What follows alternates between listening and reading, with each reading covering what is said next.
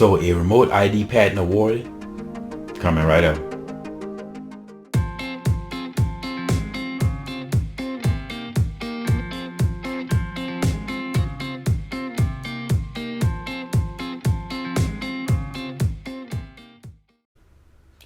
What's up, boy? Drone Man X. Welcome back to Drone Logic for your drone and tech related info from my point of view. So a company by the name of Ariascent, and if I'm pronouncing it right, was awarded a USA, a remote ID patent.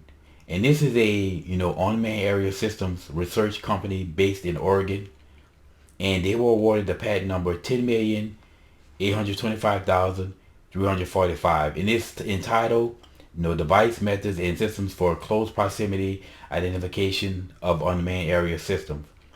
Now, it seems to me, looking at the patent, it's basically, a module that a patent for a module that you would attach to your drone. It is not just a patent for a module, but it's also a method, mostly a method in which information could be spread. But it's, like I said, it's a module that you would attach to your drone if your drone does not have the technology built in. Now, there was a flow chart of how the method will work, and we're going to go over this flow chart. So we have, again, you start off with number one. You have the unmanned area system, your drone, and of course the drone collects its sensor data.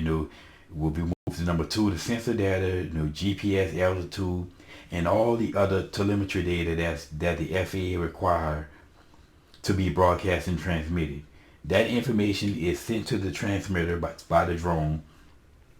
Then the transmitter, which is number three, gets the information, and that transmitter transmit the data out to whatever handheld or device that I'm guessing that has an app that can pick up the information. And and there's two types of devices that can pick up that information. Well, first of all, it sends out, if we go to number four, it sends out the identification code of the drone, and it also sends out the sensor data, all the telemetry data, and any device can pick it up. Now the fifth, if we move to number five, the fifth device, or the first type of device, is in authorized handheld mode, and I'm guessing this is basically any type of authority, any member of, I guess, if you part of the FAA, of your law enforcement, or any official person who has the authority to issue out, basically who's the authority figure and who's an official figure. You have your handheld module, and you collect data, all this information, the sensor data, as well as the USA the identification code.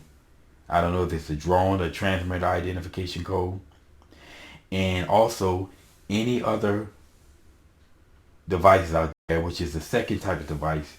These are non-authorized handheld mobile devices, and this will be, I guess, a person who's in the public who also downloads an app.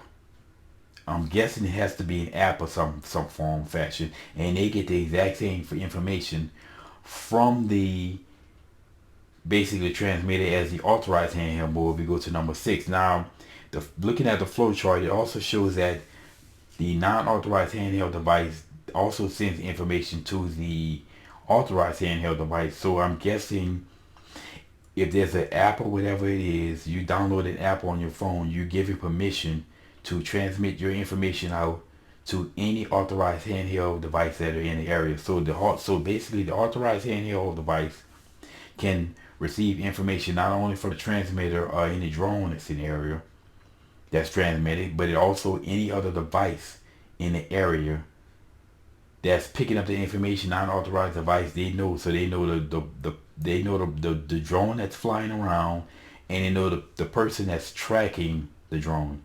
I guess it's just them having more information. Now, if you look at number five, you see that the authorized mobile device connects to a database server. Any type of, I'm guessing the FAA certified or database, or whoever maintains the server of the database, by way of the internet. It sends information and I'm guessing send the information that they receive, an identification code, I'm guessing, and by the identification code, it gets information back from the internet, which brings us to, number 8 through the internet, and then to number 9, that authorized device also receives the USA operator or the person who's the pilot of the drone, their information, and I'm guessing, your name, address, contact information and such, everything that the database has, as well as the information for the UAS or the drone.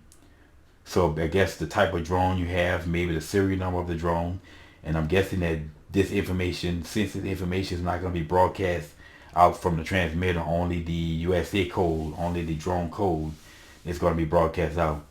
And then if we move over to number 10, on the right side of the screen, we will see that you have number 10 is credentials, as well as with the identification code. So currently the authorized handheld mode then have its credentials to act if something is going wrong, or they have all the information that they need to make a decision based upon if something goes wrong, based upon that identification code. So that's basically the flow chart. Now, after going over that flow chart, to me, there's two questions that I have. The number one question is, what is that the USA code or the drone code that the transmitter going to transmit? Is it going to be a new number created by the FAA, or is it going to be some third party organization that does this? Or is it just simply going to be your registration number? I would say, in order to keep things simple, probably just be the registration number that's on the drone. Now, then again, it's okay if we're talking about 107 pilots in which each drone has its own registration number. But then when we're talking about separate drones, I mean, if you're a recreational pilot and you have one number that can go on multiple drones, then they probably have to come up with a different transmitter for each drone. I don't know how that will work. Each drone will have its own transmitter, or perhaps I don't know, but that's all to be worked out. But how they gonna make that work? And again, either each drone has its own transmitter that it has to have, or you can use the same transmitter with any drone. The transmitter connects with the drone, and if you are a recreational pilot, it'll still that same identification code.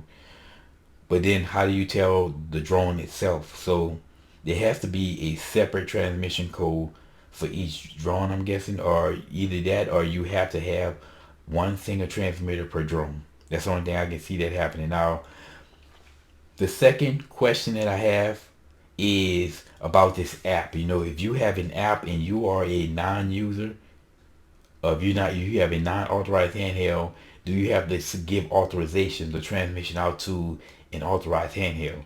And why would they need that information? I guess if a confrontation happened between a drone pilot and a non-drone, or basically a non-authorized user, a person who believes that the person is spying on them with a drone and the altercation happened, they knows what the person is. But beyond that, it's all seems to me still be a working process, and this is just one patent awarded. And like I said, we have 3 years to comply. Well, 2 years to comply, and in 2023 is when it's going to be finally enforced and rolled out, and it still can be changed up until then. But this is just one patent by one particular company on how remote ID can be done, as far as a process and a method, not necessarily the device itself, but this is a method. But anyway, I'll keep an eye on this here and see where it goes. But like I said, when it comes down to drones, it's just a relatively new technology now, as far as in the airspace, and how so many people are going, basically flying drones and going about with their drones. So it's such a new hobby now, and the FAA, this is all like frontier type of laws are being pushed. But anyway, so this is one particular patent, the first one that I've heard of, and I'll be looking out for more. And if I see any more patents out, I'll be making videos on them. But anyway, y'all, until then, as always, thank y'all for watching.